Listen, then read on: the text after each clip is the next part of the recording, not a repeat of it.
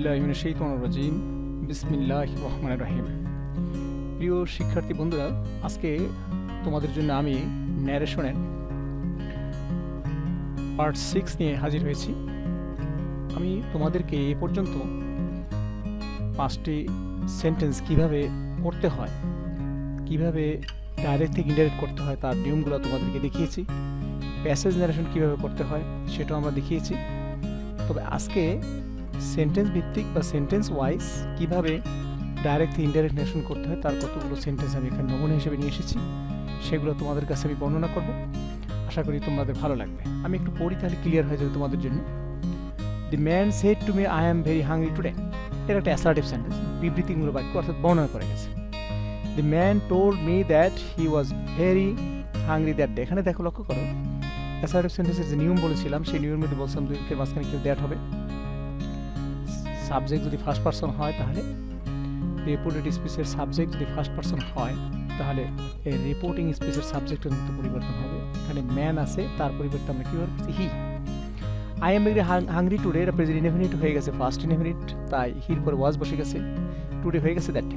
খুবই সোজা ব্যাপার। এরপর দেখো, the teacher said to me we are heading towards disaster this year.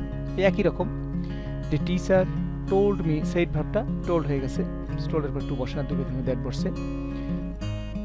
We আছে ফার্স্ট পারসনটা কার মতো পরিবর্তন হবে, সাবজেক্টের মতো। সাবজেক্ট টিচার, টিচার যেহেতু থার্ড পারসন, পুরো নাম্বারে কি হবে, দে। টিচার বলছে আমরা, তুমি বলবা তারা। They were heading towards the disaster this year হয়ে যাবে দ্যাট ইয়ার, কারণ এগুলো তোমাদের মুখস্থ করতে হবে।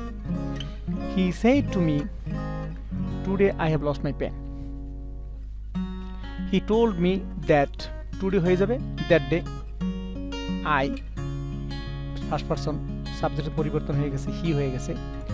I have lost my pen, এটা প্রেজেন্ট পারফেক্ট টেন্স হয়ে গেছে পাস্ট পারফেক্ট টেন্স। এখানে একটা জিনিস আছে, পজিটিভ কেস আসছে মাই।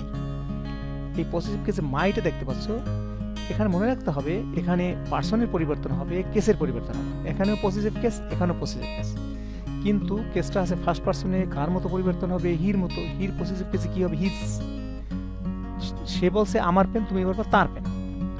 Teacher said to the Korim, you are always late in my class. The teacher said to the Korim, এখানে saidও রাখতে পারো বা told রাখতে পারো, অসুবিধা নেই, তবে told দিয়ে করলে ভালো হয়। That you কোন পারসন, সেকেন্ড পারসন, তার কার মতো পরিবর্তন হবে, অবজেক্টের মতো। অবজেক্ট কি আছে, করিম, করিমের পরিবর্তে কি আছে, হি। প্রেজেন্ট ইনডেফিনিট পাস্ট ইনডেফিনিট হয়ে গেছে, লেট লেট হয়ে গেছে। মাই পজিটিভ কেস, তাহলে মাই বলছে কি এটা টিচার, তাহলে he is in his class. The teacher said to me, earth is spherical in shape. The teacher told me that the earth is spherical in shape. এখানে লক্ষ্য রাখতে হবে, যেহেতু এটা চিরন্তন সত্য কথা বুঝিয়েছে, তাই এটার কোনো এই টেন্সের কোনো পরিবর্তন হয়নি। আশা করি শিক্ষার্থী বন্ধুরা অ্যাসার্টিভ সেন্টেন্স কীভাবে করতে হয় তোমরা সব বুঝতে পারছো। এবার আমরা চলে যাচ্ছি নেক্সট স্টেজে, ইন্টারোগেটিভ সেন্টেন্স, প্রশ্নবোধক বাক্য।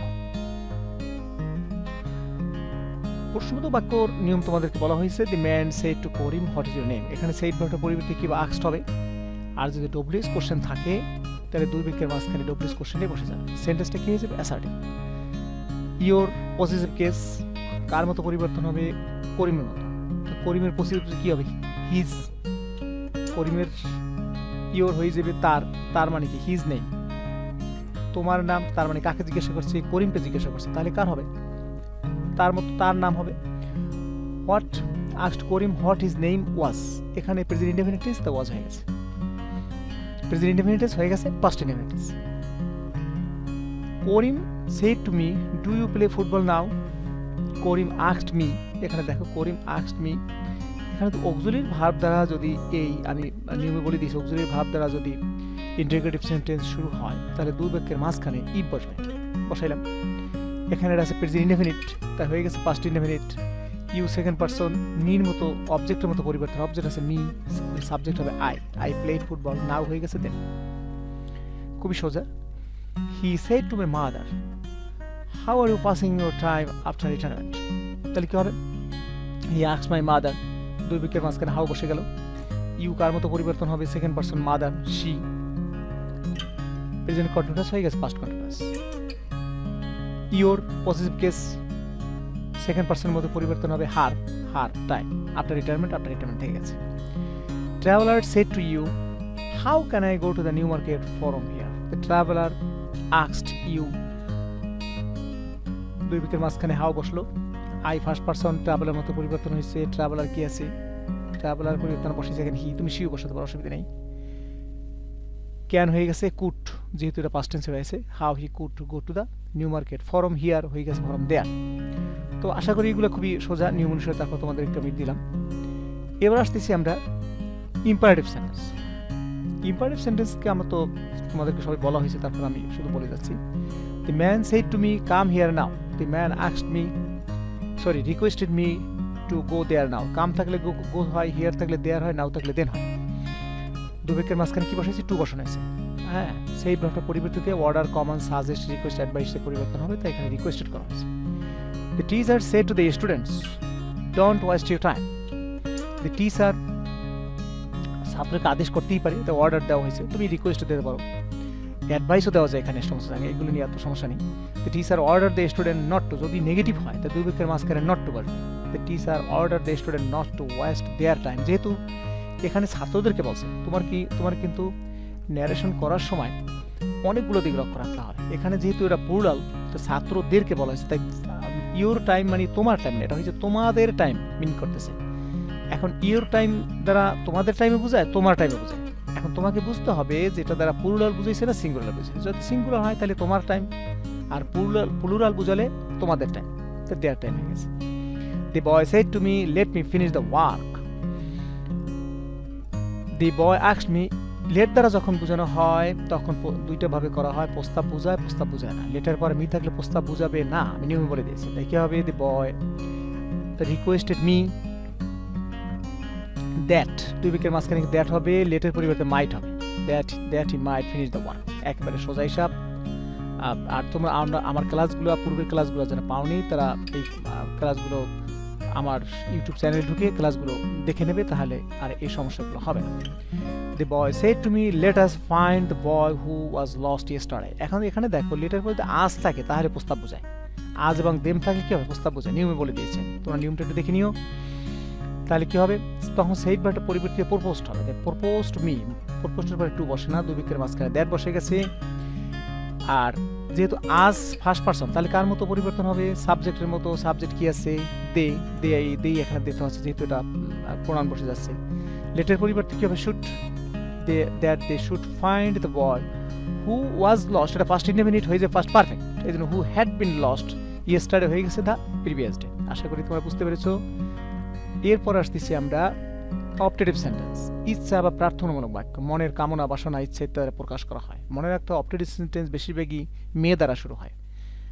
তাই he said may Allah help you, he prayed, এখানে আল্লাহ যদি আমাকে সাহায্য করবে, এখানে প্রার্থনার মতোই হতে পারে, এটা সেড ভার্বটা পরিবর্তে উইশ অথবা প্রে হয়। He prayed that Allah might help you. এখন প্রশ্ন আসতে পারে, তুমি এখানে ইউকে আমি চেঞ্জ করি না, এখানে ইউকে ইউই ধরছি। হি সেড টু ইউ, এই জন্য আর আমি চেঞ্জ করি না। এখন যদি তুমি এখানে মি ধরো, তাহলে দ্যাট মি হয়, তাহলে মি হয়ে যাবে। এখন যদি হিম ধরো, তাহলে এখানে হিম হয়ে যাবে। বুঝতে পারছো আশা করি। Father said long live Bangladesh, এখানে কিন্তু মেয়ে নাই, তারপর কিন্তু দেখবা তুমি মেয়ে চলে আসছে। আর আমি এটা কেন আসছে আমি অলরেডি সেটা বলে দিয়েছি তোমাদেরকে, আর বলার দরকার নাই। তো ফাদার উইশড, এটা তার মনের বাসনা যে বাংলাদেশ দীর্ঘজীব হোক, that Bangladesh might live long. এবার আসতেছি এক্সক্লামেটরি সেন্টেন্স। এক্সক্লামেটরি সেন্টেন্সকে আমরা তো কিভাবে করতে হয় নিয়মে বলে দিয়েছি। তারপর দেখো, the man said to me alas I'm done, এখানে দুঃখ বুঝাইছে তাই সরো আসছে। এক্সক্লেমেটরি সরো টু মি, এখানে যেটা অবজেক্ট আছে তাই টু মি দিয়ে আমি এটাকে অবজেক্টটাকে রেখে দিয়েছি। অনেক ক্ষেত্রে এক্সক্লেমেটরি সেন্টেন্সে অবজেক্ট থাকে না। দুই বাক্যের মাঝখানে কি বসাবা? দ্যাট আই অ্যাম আনডান, তা আইটা ফার্স্ট পারসন ম্যানের মতো পরিবর্তন হবে, হি হয়ে গেছে। He was undone, present indefinite past indefinite হয়ে গেছে। He said hurray we have won the game, won the match today, বাবা আমরা আজকে খেলায় জিতেছি। এখানে একটা এক্সক্লেমেটরি সাইন দেওয়া উচিত ছিল, আই এম সরি, এটা পরে নেই। ইনডাইরেক্ট ন্যারেশনে হচ্ছে হি এক্সক্লেমড উইথ জয়, যেহেতু হুররে বুঝেছে তার মানে কি আনন্দ, এবং ম্যাচ জিতে গেছে তাহলে কি আনন্দ বুঝাচ্ছে না? দ্যাট দুই বাক্যের মধ্যে দ্যাট বসালাম।